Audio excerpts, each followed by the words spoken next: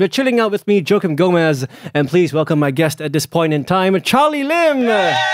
Yay!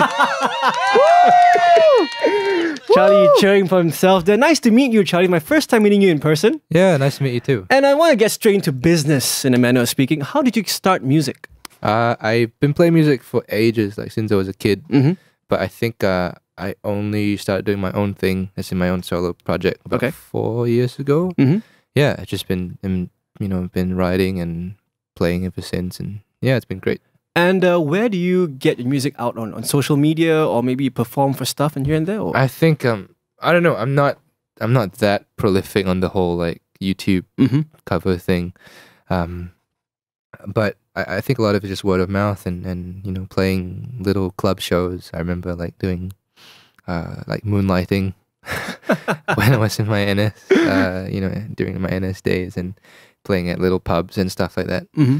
And slowly sort of progressed, and then started playing more shows and starting at the Esplanade, and doing more festivals, and yeah. And how has the learning curve been for you as a musician, from going from pubs to the Esplanade all of a sudden?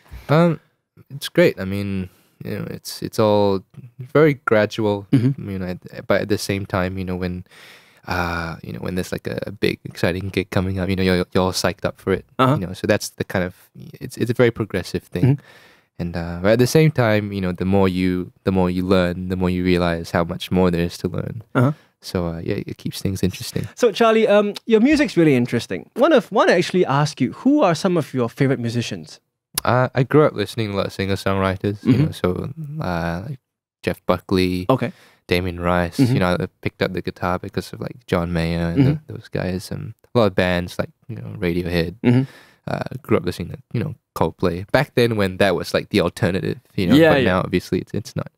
But then I started getting into a lot of neo soul and sort of R&B, even a bit of hip hop when I was studying jazz at university. So I guess I'm sort of influenced by the two ends of that spectrum, somewhere in between. It's an eclectic taste, I guess. I guess so. All right. Yeah.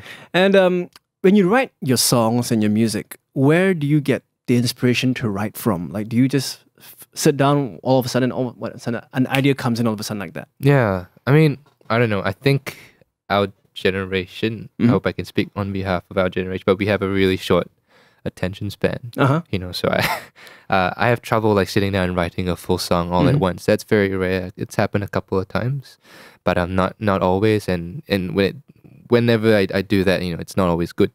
But so I kind of write little lines or little haikus, and I just put them on my phone or a notebook.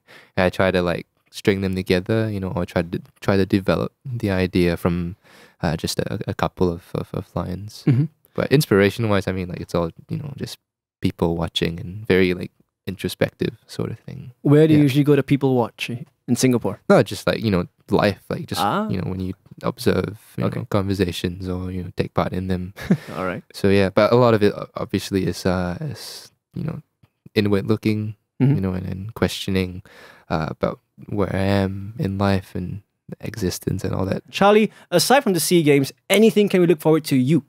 Yeah, I'm releasing a new record sometime in July. All right. I think so. It's gonna be called Time/Space. It's like a double EP, which is gonna be quite exciting. Okay. And we're previewing that at the Mosaic Festival. Oh, all right. When's that? Up on the 16th of March, which is the closing night of the festival. All right. So yeah, so get your tickets and all that stuff.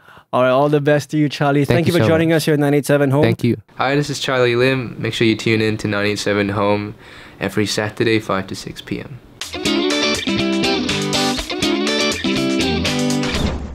987 TV, your most social media.